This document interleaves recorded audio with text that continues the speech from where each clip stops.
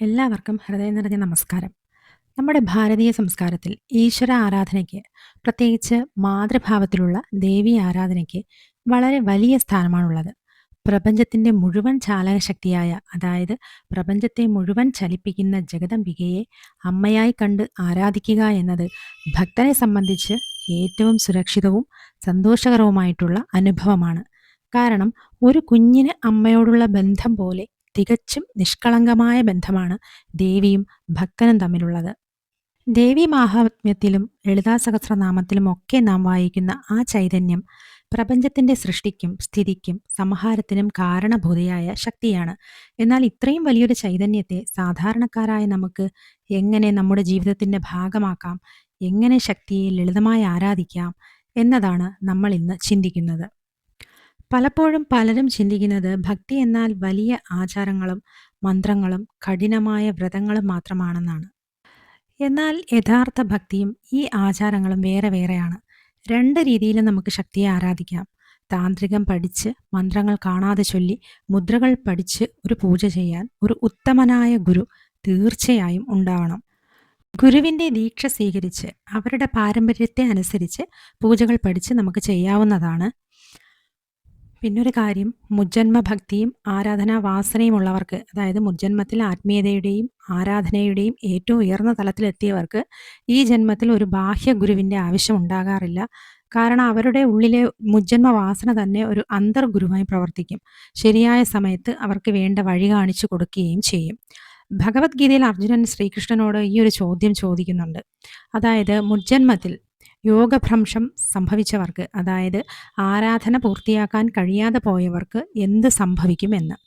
അതിന് മറുപടിയായിട്ട് ശ്രീകൃഷ്ണൻ പറയുന്നത് അവർ ആത്മീയ വാസനയോടെ വീണ്ടും ജനിക്കുമെന്നാണ്. എന്നാൽ അങ്ങനെ ജനിച്ച ഭഗവാൻ ശ്രീകൃഷ്ണൻ പോലും സന്ദീപനി മഹർഷിയെ ഗുരുവായി സ്വീകരിച്ച് വിദ്യാഭ്യാസം നേടിയിരുന്നു. മുജ്ജന്മ വാസനയുള്ളവർക്ക് ഒരു ഗുരുവിനെ കണ്ടെത്തുക എന്നത് വളരെ എളുപ്പമായിരിക്കും. കാരണം അവരുടെ ഉള്ളിലെ ആഗ്രഹം കൊണ്ട് ശരിയായ ഒരു ഗുരു അവരുടെ ജീവിതത്തിലേക്ക് സ്വാഭാവികമായി കടന്നു വരും.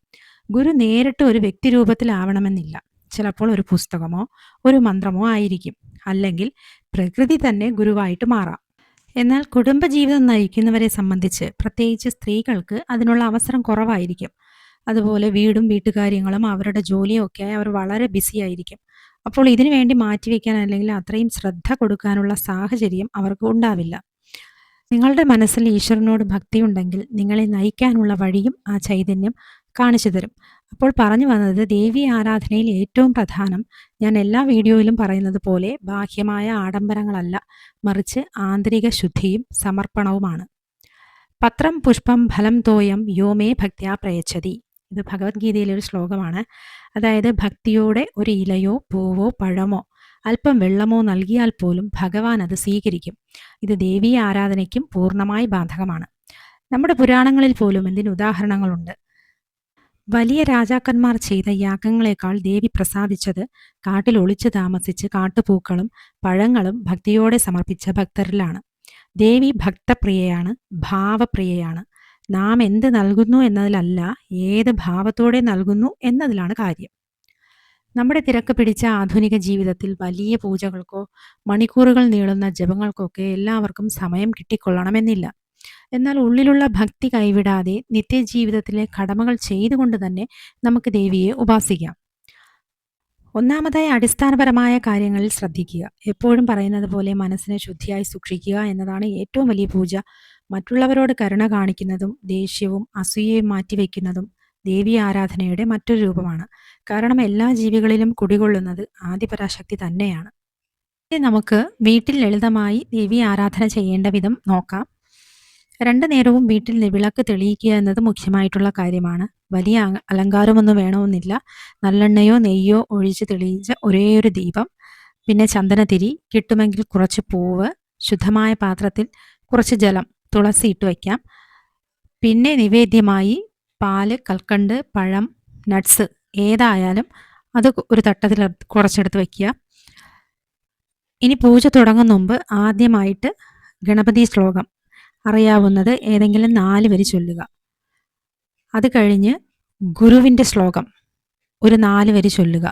ഇതൊന്നും അറിയില്ലെങ്കിൽ ഓം ഗം ഗണപതയേ നമ, ഓം ഗും ഗുരുഭ്യോ നമഃ എന്ന് പറയുക.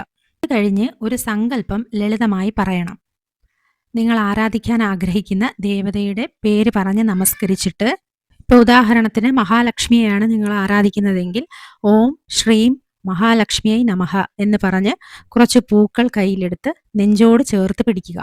എന്നിട്ട് ഇതുപോലെ പറയുക: എൻ്റെ സകല പാപങ്ങളും ദുരിതങ്ങളും നീങ്ങി ദേവി മഹാലക്ഷ്മി പ്രീതി ലഭിക്കുന്നതിനും സമ്പത്ത്, സമൃദ്ധി, ആരോഗ്യം, ആയുസ്, വിജയം എന്നിവ കൈവരുന്നതിനും വേണ്ടിയാണ് ഞാൻ ഈ പൂജ ചെയ്യുന്നത്. എന്നിട്ട് വിളക്കിന് മുൻപിൽ ഈ പൂക്കൾ അർപ്പിക്കുക. പൂക്കൾ കിട്ടിയില്ലെങ്കിൽ അക്ഷതം സമർപ്പിക്കാവുന്നതാണ്. അക്ഷതം എന്താണെന്ന് വെച്ചാൽ ഈ പച്ചരിയും നെയ്യും മഞ്ഞളും ചേർത്ത മിശ്രിതമാണ് അക്ഷതം. അതും ഇല്ലെങ്കിൽ കുറച്ച് ജലം സമർപ്പിച്ചാലും മതി. പൂജയ്ക്ക് ഒരു പൂർണ്ണത കിട്ടാൻ വേണ്ടിയാണ് ഈ സങ്കല്പം പറയുന്നത്. ഇത് ലളിതമായി ചെയ്യുന്നതാണ്. സാധാരണ അല്ലാത്ത പൂജയ്ക്ക് സങ്കല്പം വേറെയുണ്ട് കേട്ടോ. അത് കഴിഞ്ഞ് ഏറ്റവും പ്രധാനപ്പെട്ടത് ധ്യാന ശ്ലോകമാണ്. ഏത് ദേവിയെ അല്ലെങ്കിൽ ദേവനെ ആരാധിക്കുന്നുവോ ആ ദേവതയുടെ ഭാവത്തിന് അനുസരിച്ചുള്ള ഒരു ധ്യാന ശ്ലോകം എടുത്ത് ചൊല്ലുക. ഇത് നിർബന്ധമാണ്. ധ്യാന ശ്ലോകം ചൊല്ലുന്നത് ഒരു ദേവതയെ ആരാധിക്കുന്നതിന് മുൻപ് ആ ദേവതയുടെ രൂപം മനസ്സിൽ ഉറപ്പിക്കുന്നതിന് വേണ്ടിയിട്ടാണ്. അതായത് ഓരോ ദേവതയ്ക്കും ഓരോ ഭാവങ്ങളുണ്ട്. ഇപ്പോൾ ദേവി ഒന്നാണെങ്കിലും ലളിതാംബിക ശാന്തസ്വരൂപിണിയാണ്, ഭദ്രകാളി രൗദ്രസ്വരൂപിണിയാണ്, മഹാലക്ഷ്മി ഐശ്വര്യദായിനിയാണ്. അപ്പോൾ ധ്യാന ശ്ലോകം ചൊല്ലുന്നതിലൂടെ ആ ദേവതയുടെ പ്രത്യേക ഊർജ്ജത്തോടും ഭാവത്തോടും നമ്മുടെ മനസ്സിനെ ബന്ധിപ്പിക്കാൻ സാധിക്കുന്നു. ഉദാഹരണത്തിന് നമ്മൾ ഒരാളെ ഫോൺ വിളിക്കുന്നതിന് മുമ്പായിട്ട് അവരുടെ നമ്പർ ഡയൽ ചെയ്യില്ലേ, അതുപോലെയാണ് ധ്യാന ശ്ലോകം എന്ന് കരുതുക. ധ്യാന ശ്ലോകം ചൊല്ലിക്കഴിഞ്ഞിട്ട് നമ്മൾ ഏത് ദേവിയാണോ പ്രാർത്ഥിക്കുന്നത് ആ ദേവിയുടെ നാമമന്ത്രമോ മൂലമന്ത്രമോ 9 പ്രാവശ്യം പറയുക. ഇപ്പോൾ മഹാലക്ഷ്മി ആണെങ്കിൽ ഓം ശ്രീം മഹാലക്ഷ്മിയായി നമഃ എന്ന മന്ത്രം 9 പ്രാവശ്യമോ 16 പ്രാവശ്യമോ സമയമുള്ളവർക്ക് 108 പ്രാവശ്യമോ ജപിക്കാവുന്നതാണ്. അത് കഴിഞ്ഞ് വേണമെങ്കിൽ ലളിതാ സഹസ്രനാമമോ മറ്റു ദേവീ സ്തുതികളോ പാരായണം ചെയ്യാം. അല്ലെങ്കിൽ ഏതെങ്കിലും ഒരു ചെറിയ 4 വരി ശ്ലോകം പറഞ്ഞതിന് ശേഷം ഒരു ചെറിയ തട്ടത്തിൽ 2 പഴമോ 1 ഗ്ലാസ് പാലോ കൽക്കണ്ടമോ നിവേദ്യമായി സമർപ്പിക്കുക. എന്നിട്ട് ഒരു കർപ്പൂരം കാണിച്ച് ഒഴിയുക.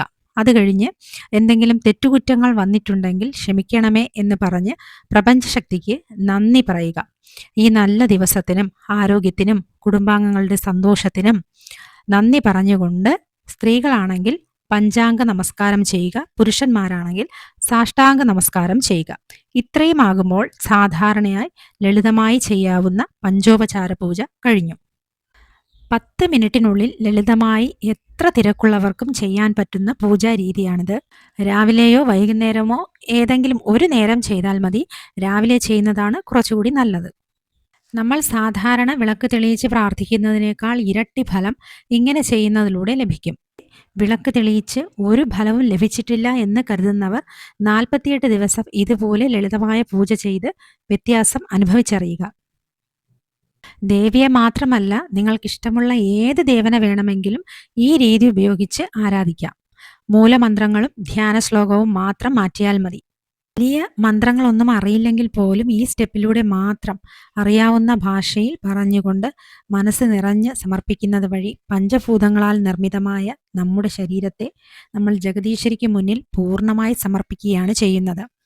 പ്രപഞ്ചശക്തിയുടെ പൂർണ്ണ അനുഗ്രഹം എല്ലാവർക്കും ഉണ്ടാകട്ടെ എന്ന് പ്രാർത്ഥിച്ചുകൊണ്ട് കേട്ടിരുന്ന എല്ലാ സുഹൃത്തുക്കൾക്കും നന്ദി.